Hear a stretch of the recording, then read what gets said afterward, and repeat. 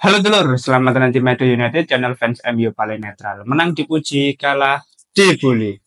Akhirnya bursa transfer Januari resmi ditutup.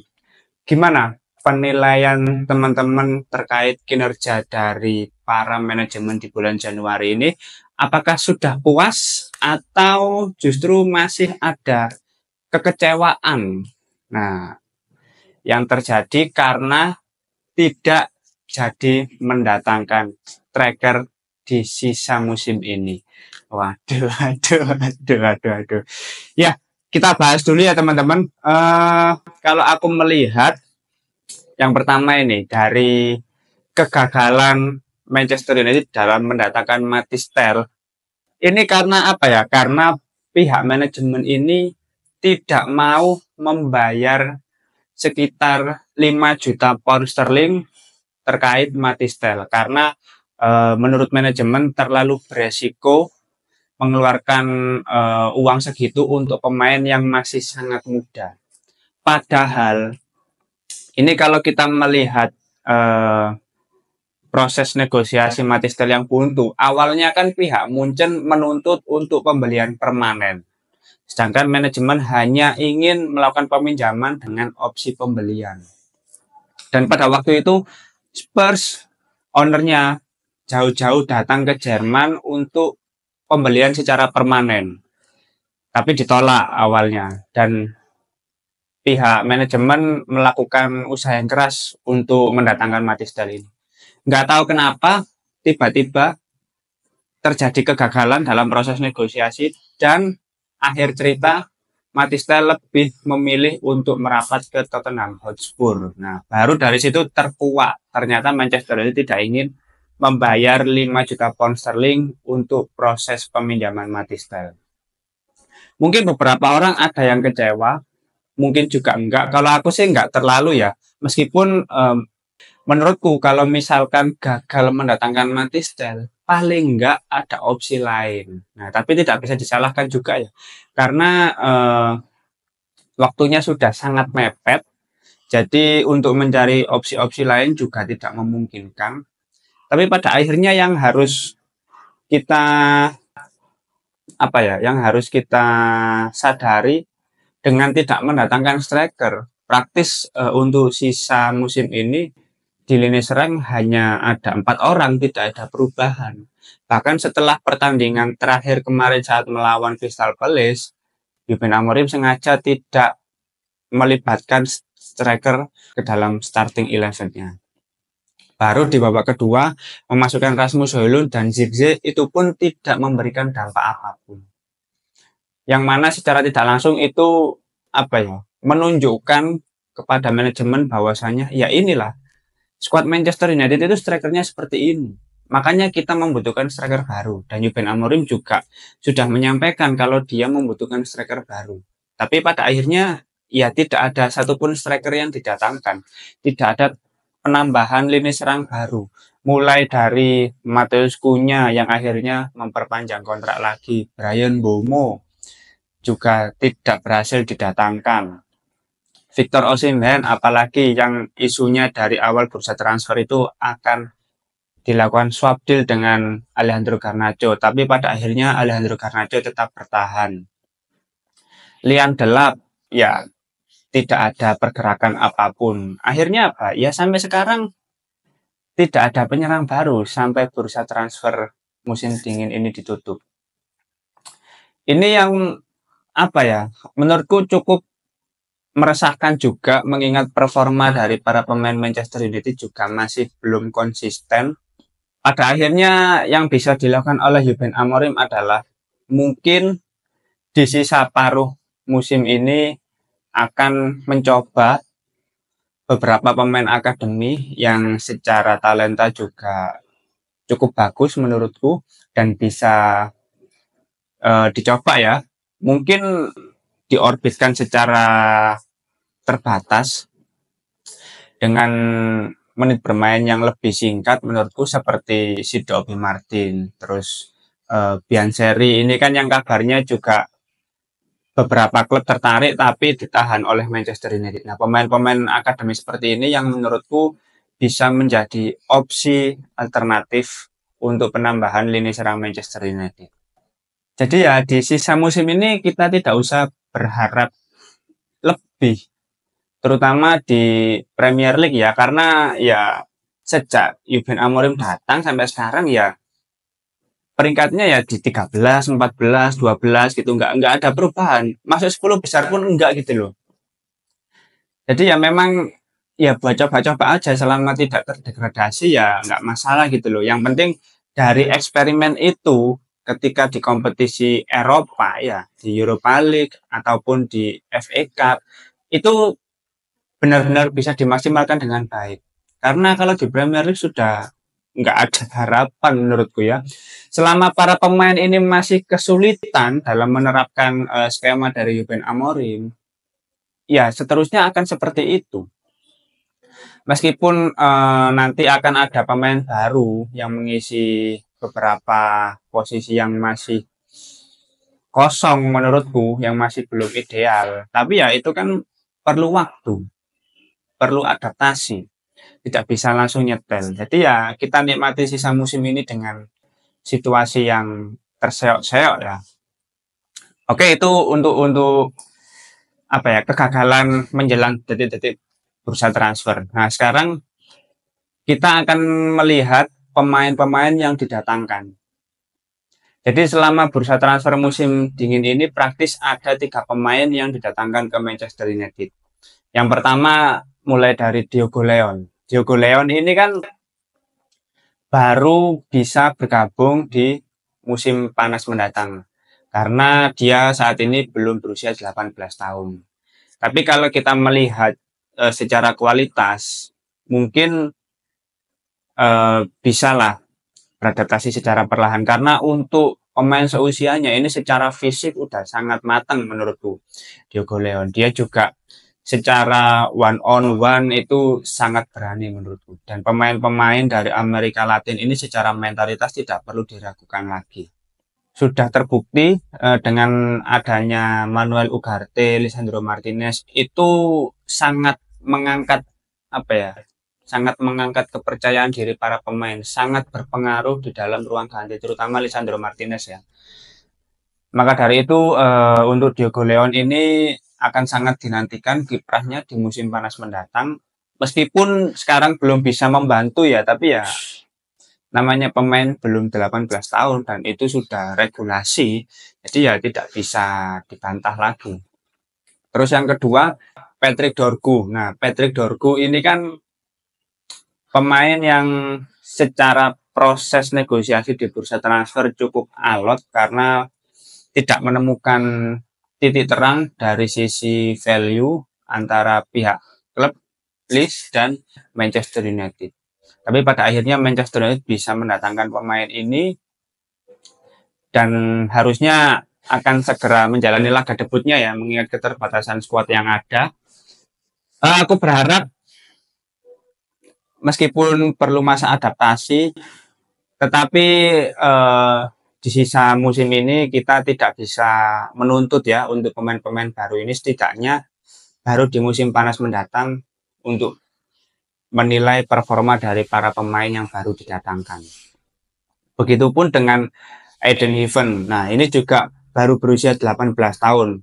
Sepertinya dia juga akan langsung masuk ke tim utama karena Lisandro Martinez baru dikonfirmasi kalau dia cedera ligamen ya, dan membutuhkan 6-8 bulan. Jadi sampai akhir tahun 2025 sepertinya dia tidak akan bermain bersama Manchester United. Ini sebuah pukulan telak bagi Manchester United. Karena apa? Karena ketika satu pemain yang sedang perform, bahkan musim ini dia memberikan kontribusi 2 gol 2 assist untuk seorang back, itu sudah pencapaian yang luar biasa. Lalu pada akhirnya pemain ini mengalami cedera. Nah, awal mula masalah besar itu di situ. Tidak ada pemain pengganti yang kualitasnya setara dengan Lisandro Martinez untuk mengisi posisi back tengah kiri. Ya pemain-pemain yang tersedia tersisa siapa? Johnny Evans, Victor Lindelof. Ya, nggak bisa diharapkan.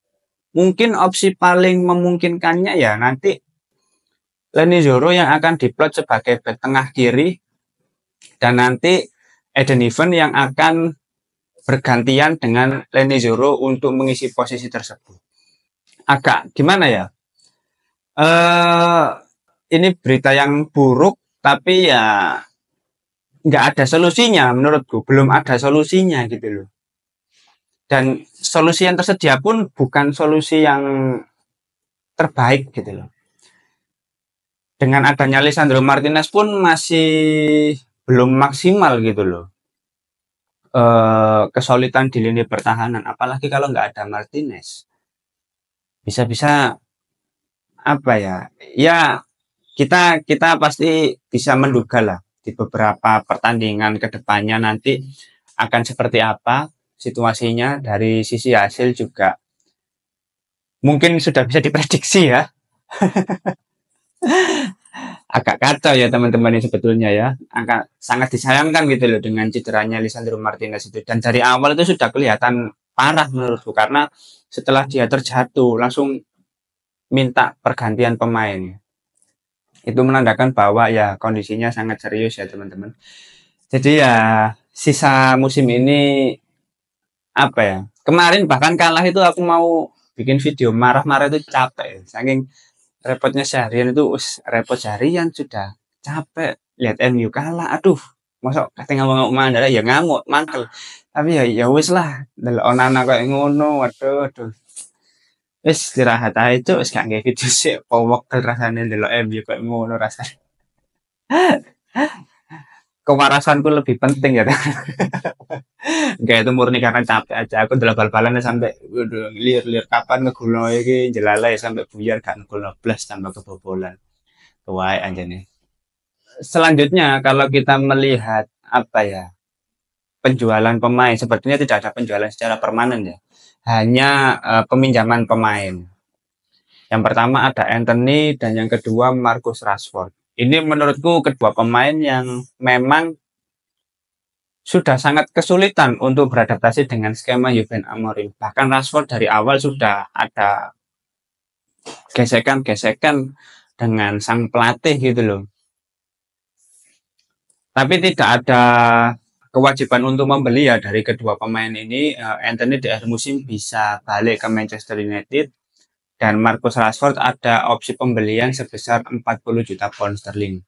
Menurutku ini sebuah kemajuan dan kinerja yang bagus dari manajemen. Pasalnya mengeluarkan pemain itu bukan hal yang mudah, sangat sulit. Dari awal itu berapa banyak klub yang melakukan proses negosiasi tapi pada akhirnya gagal dan mengalami kebuntuan. Akhirnya Aston Villa lah yang berhasil menggandeng Marcus Rashford di sisa musim ini. Mungkin banyak yang protes bagi kebanyakan orang. Bisa menjual dan mengeluarkan Anthony, Marcus Rashford tapi tidak mendatangkan penyerang baru. Ya gimana ya teman-teman? Ini antara bisa atau enggak, tapi waktunya itu tersedia apa enggak gitu loh. Kalau dari sisi biaya, sebetulnya ya kalau opsi peminjaman itu memang paling realistis, karena untuk meminjamkan Rashford dan Anthony sebetulnya berapa sih biaya yang dan keuntungan yang didapatkan dari Manchester United? Nggak banyak sebetulnya, hanya terbantu dari gaji menurutku, karena akhirnya Manchester United tidak perlu mengeluarkan dan membayarkan gaji dari sang pemain yang dirasa cukup besar.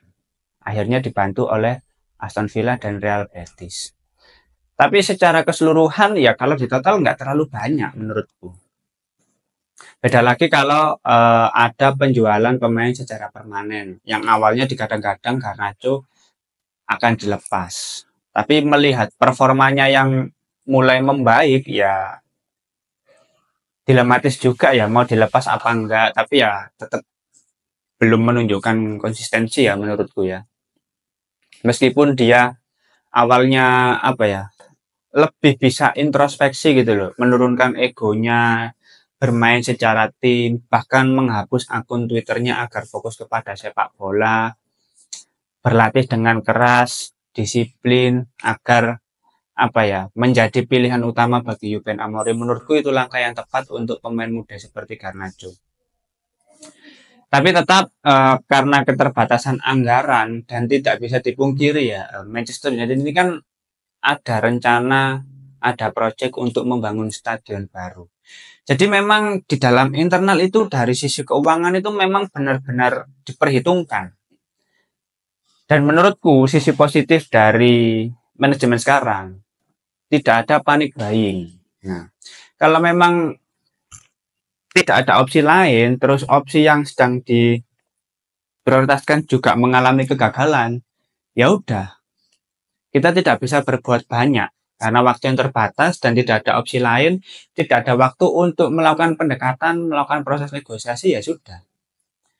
Jadi kita tidak akan melihat panic buying seperti ketika manajemen gagal mendatangkan Frankie De Jong dan akhirnya digantikan oleh Casemiro dengan harga yang cukup mahal, menurutku sekitar 70 jutaan kalau nggak salah. Pada akhirnya ya secara performa ya seperti itu. Pemainnya sudah tua tapi didatangkan dengan harga yang cukup tinggi. Sudah bukan masa prime-nya lagi. Yang untung siapa? Ya Real Madrid. Manchester United hanya dapat dapat pemain sisa-sisa menurut. Pemain yang sudah berumur. Pemain yang hanya mencari tempat untuk menikmati masa tuanya gitu loh, dengan gaji yang tinggi. Nah, itu yang harus garis bawahi. Menurutku secara penilaian ya di bursa transfer musim dingin ini ya 7,5 sih, 7,5. Karena yang pertama cukup bisa melepas Marcus Rashford dan Anthony, terus mendatangkan pemain pun prosesnya cukup panjang menurutku karena tidak bisa langsung ada kesepakatan.